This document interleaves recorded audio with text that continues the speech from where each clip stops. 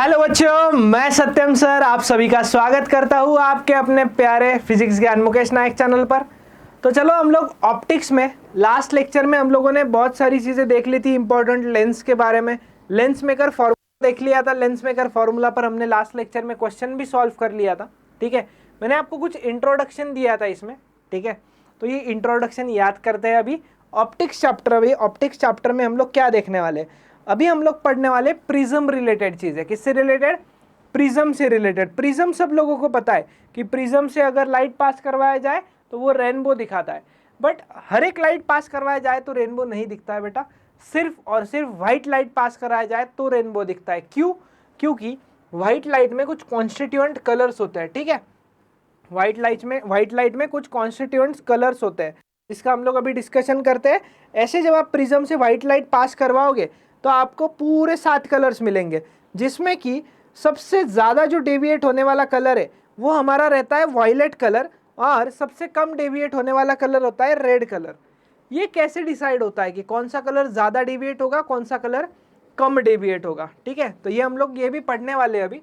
देखो, dispersion of light मतलब क्या? It is phenomena of splitting of light into its constituent colours. मतलब जो लाइट में कॉन्स्टिट्यूएंट कलर्स होते हैं, जैसे कि व्हाइट कलर से, व्हाइट कलर अगर है तो व्हाइट कलर विबग्योर से बनता है। विबग्योर मतलब पूरा violet, indigo, blue, green, yellow, orange, red, इन सब से मिलकर हमारा व्हाइट लाइट बन रहा होता है। क्लियर? तो ये पूरे कलर्स में व्हाइट लाइट स्प्लिट होना, डिवाइड होना, उसे ब्रेक होना, डिस्ट्रीब्यूट होना, इस चीज को हम लोग क्या कहते हैं? इस चीज को हम लोग कहते हैं डिस्पर्शन ऑफ लाइट। चलो next, when a narrow beam of sunlight, sunlight का नैरो बीम जब इंसिडेंट होता है ग्लास प्रिज्म पर, ग्लास मतलब क्या? कांच के प्रिज्म पर, तो emergent light splits into 7 colours, namely violet, indigo, blue, green, yellow, orange, red. ठीक है, और जैसे ही व्हाइट लाइट पास करता है तो रेड पहले, फिर वॉयलेट सबसे ज़्यादा डेविएट होकर आता है। अच्छा, ऐसा नहीं है कि कोई कलर जल्दी मिलेगा, कोई कलर लेट मिलेगा, सारे कलर साथ में ही मिलते हैं, बट रेड कम डेविएट होता है और वॉयलेट ज़्यादा डेविएट होता है। सर डेविएशन का क्या क्राइटेरिया है? देखो, डेविएशन क्राइटेरिया ये है कि ये आपका प्रिज्म था, ये व्हाइट लाइट आया, इधर एक लाइट पास हुआ, इधर चला गया। अच्छा, एक्चुअली देखा जाए तो ये जो रे ऑफ लाइट है ना, इस रे ऑफ लाइट को जाना किधर चाहिए था? इस रे ऑफ लाइट को जाना ऐसे चाहिए था, ऐसे जा रहा था ना वो, बट वो कुछ तो डेविएट हो गया, कुछ डेविएट हो गया। इस एंगल को हम लोग कह देते हैं एंगल ऑफ डेविएशन, डेल्टा। तो ये डेल्टा सबसे ज़्यादा होता है वॉयलेट कलर के लिए और डेल्टा सबसे कम होता है रेड कलर के लिए। ठीक है, कैसे डिसाइड होता है बताऊंगा, don't worry. Angular dispersion, yes, angular dispersion मतलब the angular separation between two extreme colours violet and red in the spectrum which is obtained by passing a beam of white light through a prism is known as angular dispersion। जो अभी मैं deviation की बात कर रहा था ना, बस वही डेविएशन को हम लोग एंगुलर डिस्पर्शन कहते हैं। सॉरी, इस डायग्राम में ये जो आपको पीडीएफ मिल जाएगा बाद में। हाँ, और एक चीज़ होता है, चैप्टर का जो हाफ पीडीएफ है ना, मतलब जहाँ तक चैप्टर हमने पढ़ा है लास्ट में, वहाँ तक का पीडीएफ ऐप पर अपलोड हो चुका है। फ्री में आपको मटेरियल मिलेगा।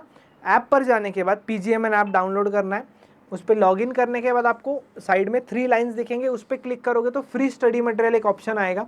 उस फ्री स्टडी मटेरियल में जाने के बाद ऑप्टिक्स सक्सेस 5.0 बैच में जाना है।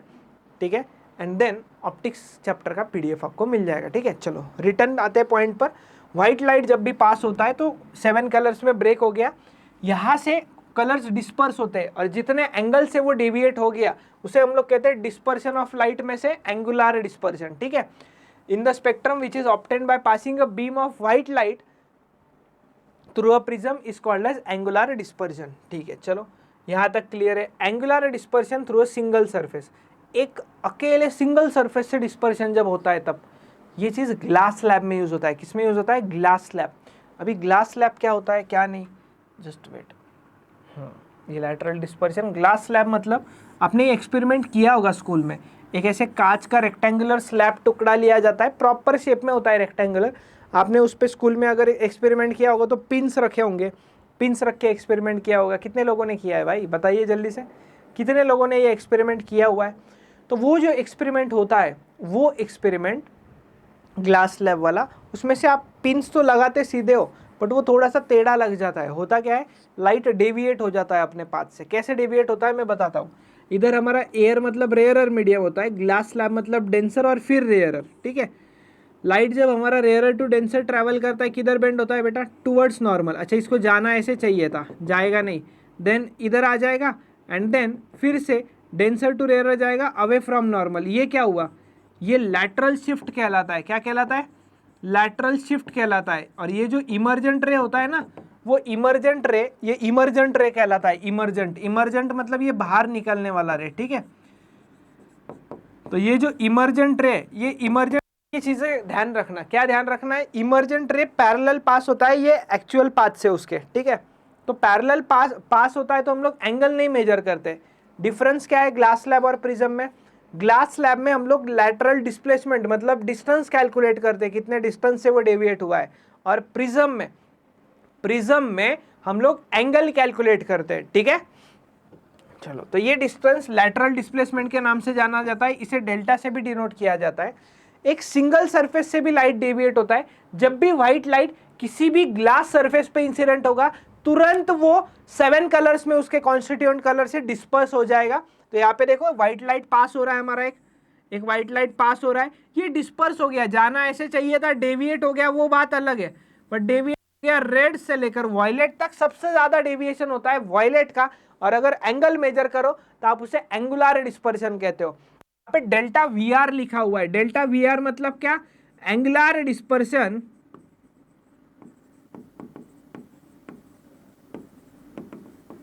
Angular dispersion of violet light with respect to red, angular dispersion of violet light with respect to red, ठीक है। और वो ट्रांसपेरेंट मीडियम पे ही होता है।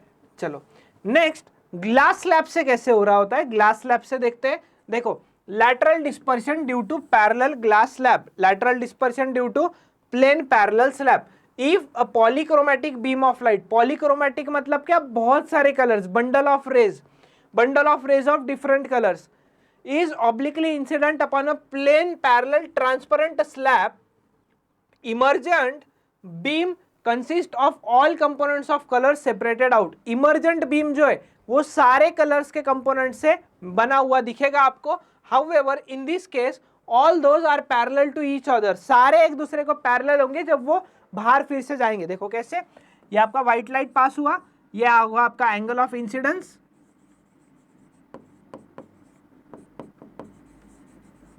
ये आपका व्हाइट लाइट पास हुआ, ये हुआ आपका एंगल ऑफ इंसिडेंस। देन ये सीधा तो जाएगा नहीं भाई, इतना तो हमारा लाइट सीधा है नहीं कि सीधा पास हो जाए, ऐसा नहीं जाएगा। इधर रेड कलर, मैं आपको कलर कोड ही यूज करता हूँ, मतलब आपको प्रॉब्लम नहीं आएगा, ठीक है, डोंट वरी। मैं क्या करता हूँ, अलग से डायग्राम बनाता हूँ जिससे आपको और क्लियरिटी मिलेगी।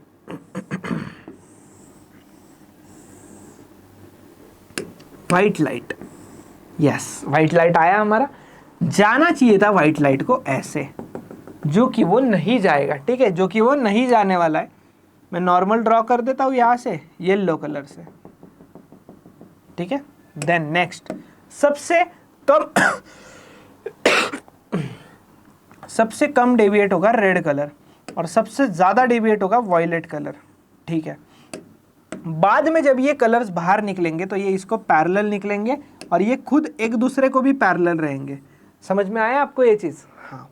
और ये जो होता है इसे हम लोग लैटरल शिफ्ट कहते हैं। ये क्या हुआ, ये लैटरल शिफ्ट ऑफ रेड हो गया और इसे हम लोग क्या कहेंगे, ये लैटरल शिफ्ट ऑफ वॉयलेट हो गया, ठीक है।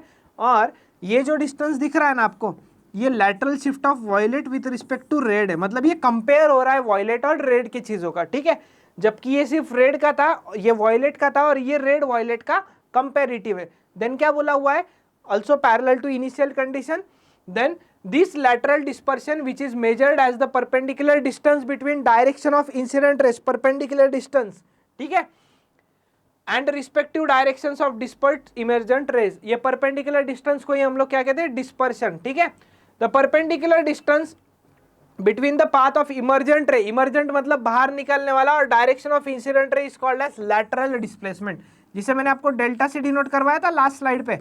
तो उसे हम लोग कहते हैं लैटरल डिस्प्लेसमेंट, जिसे एल से दिखाया जा रहा है। कुछ बुक जैसे एनसीईआरटी वगैरह में इसे डेल्टा से डिनोट किया गया है, हम इसे L से दिखाएंगे यहाँ पर। L मतलब क्या होगा, लैटरल डिस्प्लेसमेंट। लैटरल डिस्प्लेसमेंट मतलब एंगल, और एंगुलर डिस्प्लेसमेंट या एंगुलर डिस्पर्शन मतलब एंगल मेजर किया जाता है। क्लियर, इसमें आपको कोई भी मतलब प्रॉब्लम नहीं होना चाहिए। Then dispersion of light and prisms. Okay, prisms पर ये वाला चीज पढ़ने से पहले कुछ बेसिक सी चीजें आपको क्लियर होनी चाहिए। बेसिक सी चीजें क्या क्लियर होनी चाहिए? सबसे पहले जो हमारा विजिबल लाइट होता है, विजिबल लाइट को हम लोग क्या लिखते हैं बेटा? विजिबल लाइट को हम लोग लिखते हैं विबग्योर। ये वैल्यूज याद रखना, ये आपको कहाँ कहाँ हेल्प करेगा मैं बता देता हूँ। 12th में वेव ऑप्टिक्स नाम के चैप्टर में भी ये आपको हेल्प करेगा थोड़ा सा। विबग्योर मतलब यही सीक्वेंस आप हमेशा देखते हो, कभी आप कलर का एक भी कलर इधर उधर हुआ नहीं देखोगे, क्योंकि ये लैम्बडा जो है ना, ये लैम्बडा के इंक्रीजिंग ऑर्डर में अरेंज्ड है। कैसे सर? अप्रोक्सीमेट वैल्यू अगर आप देखोगे वॉयलेट लाइट के वेवलेंथ का, so it is around 3800 angstrom, और रेड लाइट का अप्रोक्सीमेट वैल्यू होता है 7800 एंगस्ट्रॉम। कुछ कुछ बुक्स में ये वैल्यूज अलग अलग है, मैं एक अप्रोक्स वैल्यू की बात कर रहा हूँ। वॉयलेट का सबसे कम लैम्बडा है और रेड का सबसे ज्यादा है। अच्छा, जैसे हमारा हर ह्यूमन बीइंग का एक यूनिक कैरेक्टरिस्टिक होता है फिंगरप्रिंट, बराबर, वैसे ही लाइट का फिंगरप्रिंट होता है फ्रीक्वेंसी। वेवलेंथ नहीं होता है, क्योंकि वेवलेंथ मीडियम चेंज होने पे चेंज होता है। यहां पे मैं लिख देता हूं फिंगरप्रिंट ऑफ लाइट क्या है।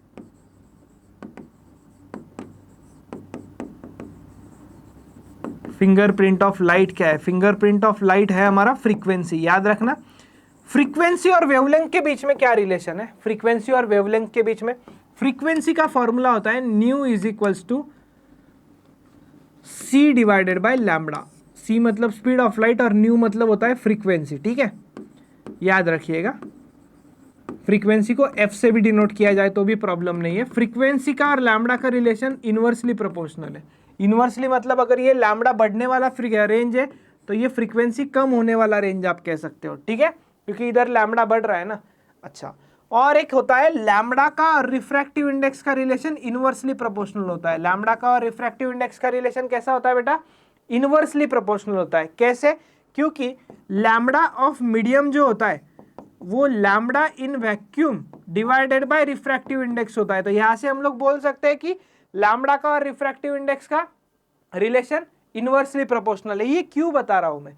क्योंकि वॉयलेट लाइट सबसे ज्यादा बेंड हो रहा है, सबसे ज्यादा डिस्पर्स हो रहा है, मतलब क्या होता है? लैटरली डिस्प्लेस हो रहा है। रेड लाइट सबसे कम डिस्प्लेस हो रहा है, ये सबसे ज्यादा और ये सबसे कम, बराबर। इसका रीजन लैम्बडा में छुपा हुआ है। कैसे?